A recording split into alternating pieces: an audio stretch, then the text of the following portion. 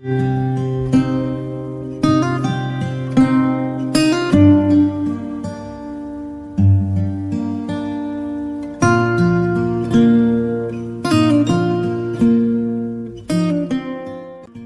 morning, children. Good morning to your English class, and this is your English Reader Special Series जो हम पढ़ रहे हैं। और इससे पहले द वाइज पिजन जो लेसन है आपका, लेसन नंबर 2, उसकी एक्सरसाइजेस हमने शुरू की थी, राइट। पेज नंबर था आपका 8 और यहाँ तक हमने कर लिया था। एंटोनिम्स बना लिए थे, मीनिंगफुल वर्ड्स बना लिए थे, सॉरी। और अब हम यहाँ से आपके जो क्वेश्चन आंसर्स मैंने कहा था कि अगले सेशन में करवाऊँगा, तो मैं आपको क्वेश्चन आंसर्स मैंने आपके लिए तैयार किए हैं, लिख रखे हैं। ओके, तो आपको करना ये है कि बस ध्यान से इसे समझना है और लिखना है। Okay, fine. Are you ready? आप एक कॉपी बनानी चाहिए थी, आपको बना ली होगी आपने, और पेन रखना है पास में। और यहाँ से जो जो ना सिर्फ आंसर्स बल्कि मैंने क्वेश्चंस भी लिख लिए हैं। जैसे ये आपका क्लास 5th का इंग्लिश रीडर स्पेशल सीरीज़ के मैं लेसन 2 के करवा रहा हूँ आपको, द वाइज पिजन के। Answer these questions, right. चलिए, क्वेश्चन नंबर 1 जो है आपका वो है where did the pigeon live. है where did the pigeon live. पहले तो क्वेश्चन समझेंगे। Where did the pigeon live का अर्थ है कि पिजन कहाँ रहते थे, राइट। कहाँ रहते थे? आपको मालूम है कहाँ रहते थे? मैंगो ट्री में रहते थे, है ना। एक आम का पेड़ था, उसमें बहुत सारे पिजन्स रहते थे और बर्ड्स भी रहते थे दूसरे, प्लस एक मंकी भी रहता था। तो आंसर बना the pigeon lived in a mango tree. बस छोटा सा आंसर है, द पिजन लिव्ड। अब ये लिव यहाँ पर लिखा हुआ था, हमने यहाँ लिव्ड क्यों कर दिया? क्यों कर दिया? हमेशा याद रखेंगे कि जब भी क्वेश्चन में डिड आए, डिड जब भी आता है तो वर्ब का हम सेकंड फॉर्म यूज़ करते हैं। यहाँ पे ये वर्ब है लिव, लिव का सेकंड फॉर्म होता है लिव। तो आंसर में हम ईडी लगाकर हमने ये लिव को लिव्ड बना दिया, right. The pigeon lived in a mango tree. The pigeon lived in a mango tree अर्थ ये हुआ कि जो पिजन थे, कबूतर थे, वो मैंगो ट्री में, आम के वृक्ष पर रहते थे, क्योंकि ये पास्ट टेंस है, राइट। अगर यहाँ पर where do the pigeon live आता तो इसका अर्थ होता कि कबूतर कहाँ रहते हैं। डू लिखा होता तो ये आज की बात होती, कहाँ रहते हैं, राइट। तब हम यहाँ पर सेकेंड फॉर्म यूज़ ना करके फर्स्ट फॉर्म यूज़ करते और लिखते कि the pigeon live in a mango tree, कि जो कबूतर हैं वो आम के पेड़ पर रहते हैं। लेकिन यहाँ पर पूछा है कि कहाँ रहते थे। डिड का मतलब ही वो होता है, right, past tense. Where did the pigeon live, answer बना the pigeon lived in a mango tree, मतलब ये आम के पेड़ पर रहते थे। लिख लिया होगा आपने, राइट। चलिए, अब आते हैं क्वेश्चन नंबर 2 पर। Why were the children of the pigeon not able to fly. Why were the children of the pigeon not able to fly, यानी कि कबूतर के जो बच्चे थे वो उड़ क्यों नहीं पाते थे। क्यों नहीं उड़ पाते होंगे? कोई भी जो पक्षी होता है या कोई भी एनिमल होता है, राइट, उसके बच्चे एकदम से सब कुछ नहीं करने लगते, राइट। उसके लिए वक्त लगता है। पक्षियों के बच्चों को उड़ने के लिए उनके पंखों का बड़ा हो जाना ज़रूरी होता है, तभी जाकर वो उड़ पाएंगे। पिजन के जो बच्चे थे वो बहुत छोटे थे और उनके जो पर थे वो नहीं निकल पाए थे अभी, राइट। उनके पंख डेवलप नहीं हुए थे, इसलिए वो नहीं उड़ पाते थे। यही हमारा आंसर होना चाहिए। हमने लिखा है the wings of the children, the wings of the children. Wings का मतलब होता है पंख।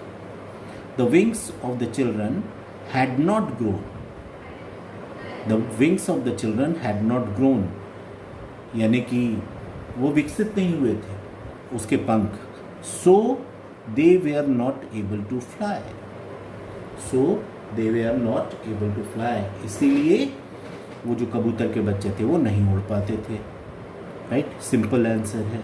The wings of the children had not grown so they were not able to fly. लिख लीजिए। अब आते हैं क्वेश्चन नंबर 3 पर। What did the monkey say to the birds? What did the monkey say to the birds? मतलब बंदर ने पक्षियों से क्या कहा? क्या कहा था उसने? उसने यही तो कहा था कि सभी जो बर्ड्स हैं तुम लोग मुझे इज्जत दिया करो। राइट, यही हमें आंसर लिखना है उसका।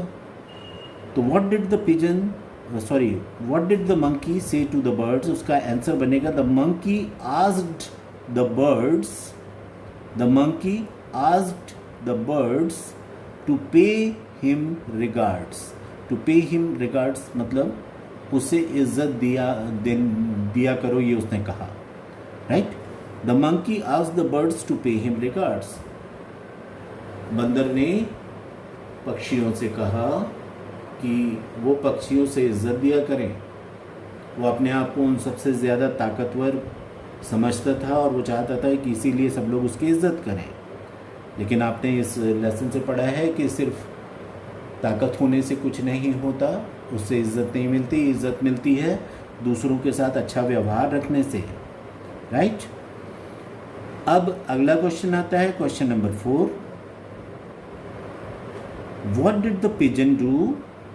What did the pigeon do? Pigeon ने क्या किया? When he found his children lying unconscious. जब कबूतर ने पाया कि उसके बच्चे बेहोश पड़े हैं तो उसने क्या किया? क्या किया? क्या वो मंकी से लड़ने गया? क्या उसने उससे झगड़ा किया? क्या उसने उसके साथ हाथापाई की? नहीं, ऐसा कुछ भी नहीं किया उसने। राइट, क्योंकि वो जानता था कि जो मंकी है वो मूर्ख है और मूर्खों के साथ क्या लड़ना। तो उसने अपना काम शुरू किया। उसका जो नेस्ट है वो डिस्ट्रॉय हो गया था, नष्ट कर दिया था मंकी ने। तो उसको उसने फिर से बनाना फ़ौरन शुरू कर दिया, क्योंकि उसे सबसे पहले अपने बच्चों की फिक्र थी कि वो उनके लिए एक घर होना चाहिए बच्चों के लिए। तो यही हम इसका आंसर लिखेंगे कि द पिजन, पिजन की स्पेलिंग हमेशा याद रखेंगे, PIGEON, है ना, pigeon. The pigeon started building his nest, the pigeon started building his nest all over again. यानी शुरुआत से उसने एकदम बगैर समय गंवाए जो उसका नेस्ट था या घोंसला था पूरी तरह से नष्ट हो गया था, उसको बिल्कुल एकदम नए सिरे से उसने उसे बनाने की शुरुआत कर दी। Right, the pigeon started building his nest all over again, full stop. जब भी आंसर कंप्लीट होता है याद रखेंगे कि डॉट यानी कि फुल स्टॉप लगाना बहुत ज़रूरी है। यह अंग्रेज़ी का नियम है ना। अगर सिंपल सेंटेंस है तो उसमें लास्ट में एक फुल स्टॉप लगता है। अगर क्वेश्चन है तो आप हर क्वेश्चन के आगे ये क्वेश्चन मार्क देख रहे होंगे, तो ये लगाना कभी भी नहीं भूलना है। ओके, अब आते हैं अगले क्वेश्चन पे। Why was the monkey morning? Why was the monkey morning? Morning का मौन का अर्थ मैंने आपको बताया था, कराहना। दर्द से, परेशानी से कराहने को मौन कहते हैं। तो why was the monkey morning मतलब वो जो बंदर था वो क्यों कराह रहा था, क्या कारण था? आप सभी जानते हैं कि क्या कारण था। उसके पैरों में एक कांटा लग गया था। राइट, और जिससे उसे बहुत तकलीफ हो रही थी। राइट, इसी का वही आंसर हमने लिखा है। The monkey had a thorn, thorn THORN, thorn का मतलब कांटा होता है भाई। The monkey had thorn in his lag, मतलब मंकी के पैरों में एक कांटा चुभ गया था। एंड इट पेन्ड बैडली, और उससे बहुत बुरी तरह से दर्द हो रहा था। And it pained badly so he was mourning, और इसीलिए वो कराह रहा था। मंकी के पैर में कांटा चुभ गया था जो उसे बहुत तकलीफ दे रहा था, बहुत दर्द हो रहा था, इसलिए वो कराह रहा था। राइट, अब आते हैं, ये लिख लिया होगा आपने अगले क्वेश्चन पे। What sudden change came in the monkey's behaviour, ये पहला क्वेश्चन है। और दूसरा है व्हाई, मतलब अचानक मंकी के बिहेवियर में, मतलब उसके व्यवहार में बहुत बड़ी तब्दीली आई, बहुत परिवर्तन आया। राइट, तो क्या परिवर्तन था, व्हाट, और व्हाई मतलब क्यों। अचानक बंदर के व्यवहार में क्या परिवर्तन आया और क्यों आया ये परिवर्तन, इसका जवाब देना है हमको। राइट, तो क्या बदलाव आया था। लास्ट में आप देखेंगे आपके चैप्टर के, तो उसमें लिखा है कि the monkey started meeting the birds and chattering, यानी कि वो लोगों के जो जितने भी बर्ड्स उस मैंगो ट्री पर रहते थे उनके साथ बहुत अच्छे से मिलने लगा, वो अच्छी अच्छी बातें करने लगा वो। और ऐसा क्यों हुआ, क्योंकि उस मंकी को अपनी गलती समझ में आ गई थी। राइट, कि हमेशा मिलजुल कर रहने में ही आनंद है, मिलजुल कर रहने में ही फ़ायदा है। राइट, तो यही हमने लिखा हुआ है। The monkey started meeting the birds politely, the monkey started meeting the birds politely, ये व्हाट का आंसर हो गया। Because he realised, REALISED, realized his mistake. Realise करना मतलब उस चीज़ को महसूस करना, कि अपनी गलती को महसूस किया, रियलाइज्ड हिज मिस्टेक। राइट, तो उसके व्यवहार में क्या बदलाव आया ये लिखा हमने, कि वो लोगों से बहुत विनम्रता से मिलने लगा, वहाँ पे रह रहे पक्षियों से, अपने पड़ोसियों से। और क्यों आया ये व्यवहार में बदलाव, क्योंकि उसने अपनी गलती समझ ली थी। राइट, तो ये हो गया आपका क्वेश्चन नंबर 6 का आंसर। अब आते हैं क्वेश्चन नंबर 7 में। Why were the birds surprised, जो बर्ड्स थे मैंगो ट्री में रहने वाले, वो क्यों आश्चर्यचकित हो गए। क्यों हो गए, क्योंकि उन्होंने कभी उम्मीद नहीं की थी कि ये बंदर जो इतना रूखा व्यवहार करता है, सबके साथ, दूसरों के साथ बुरा व्यवहार करता था, वो अचानक बदल जाएगा। राइट, तो इसी वजह से आश्चर्यचकित हो गए थे वो। तो हमने इसका आंसर दिया है, the birds were surprised, the birds were surprised, SURPRISED, surprised, आश्चर्यचकित होना। To see the sudden change, to see the sudden change in the monkey's behaviour, monkey के व्यवहार में जो अचानक परिवर्तन आया था उसको देखकर बर्ड्स आश्चर्यचकित हो गए। ये हमने इसका आंसर दिया भाई। The birds were surprised to see the sudden change in the monkey's behaviour, full stop. और लास्ट क्वेश्चन है, did the monkey appreciate the pigeon suggestion. ये जब पहले उसने कहा था कि मुझे इज्जत दिया करो, और कबूतर ने उसे समझाया था कि भाई इज्जत मांगने से नहीं मिलती, कमानी पड़ती है, दूसरों के साथ अच्छा व्यवहार, विनम्र व्यवहार करो, पोलाइटली बिहेव करो, तो सब तुमको अपने आप इज्जत देंगे। राइट, तो क्या इस सजेशन को जो पिजन ने उसे दिया था, मंकी ने माना? नहीं माना था। राइट, इसीलिए इसको लिखा है हमने नो ही डिडंट। डिडंट का मतलब होता है did not, right. No he didn't, DIDN apostrophe T। No he एक कॉन्ट्रैक्ट किया है, डिड नॉट को हमने डिडंट लिखा है, नो ही डिडंट, राइट। तो आप देख रहे हैं यहाँ पर कि ये पूरे क्वेश्चन आंसर्स हैं जो आपसे पूछे गए थे और इसको हमने यहाँ पर सॉल्व किया है। मैंने जैसे कॉपी बनाई है, राइट, आपको भी कॉपी बनानी चाहिए और खूबसूरत और सुंदर कॉपी बनानी चाहिए। उसमें कोई भी मिस्टेक्स नहीं करनी है स्पेलिंग से रिलेटेड। अच्छी हैंड राइटिंग बनाने की कोशिश कर रही है। क्लास में तो थोड़ा सा आपको जल्दी जल्दी लिखने की ज़रूरत पड़ती है, उससे भी कई बार बच्चों की राइटिंग यहाँ पर लिखने में ख़राब होती है। लेकिन अभी आप घर पर काम कर रहे हैं सारा कुछ, तो आपको चाहिए कि अपनी हैंड राइटिंग में सुधार लाएं, राइट। ये जो छुट्टियों का पीरियड आपको मिला हुआ है, एक लंबा समय आपको मिला है, इसमें कुछ ना कुछ ऐसा हासिल करना चाहिए जो अदरवाइज़, क्योंकि पता नहीं ऐसा वक्त शायद ज़िंदगी में आप कभी नहीं मिलेगा कि हम घर यहाँ पे स्कूल में बैठकर पढ़ा रहे हैं और आप घर में बैठकर पढ़ रहे हैं, आपके पास समय ही समय है, राइट। तो कुछ ना कुछ अच्छा काम कर लेना चाहिए, कुछ अच्छी आदतें डाल लेनी चाहिए, कुछ अच्छी सीख लेनी चाहिए। तो मेरा सजेशन ये है कि चाहे वो हिंदी हो या अंग्रेज़ी हो, उसकी राइटिंग बहुत अच्छी बना लें आप। आराम से बैठ कर लिखें ताकि आपकी राइटिंग खूबसूरत बने, राइट। और अभी सब्जेक्ट की शुरुआत है, अभी आगे सब चैप्टर्स होने वाले हैं, तो इत्मीनान से एक एक क्वेश्चन अलग नज़र आए, राइट। सफिशिएंट स्पेस दीजिए वर्ड्स के और इनके बीच में, और बना बना के खूबसूरत राइटिंग लिखिए, है ना।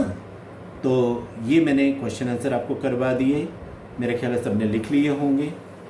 अब आते हैं हमारे अगली एक्सरसाइज की तरफ, राइट।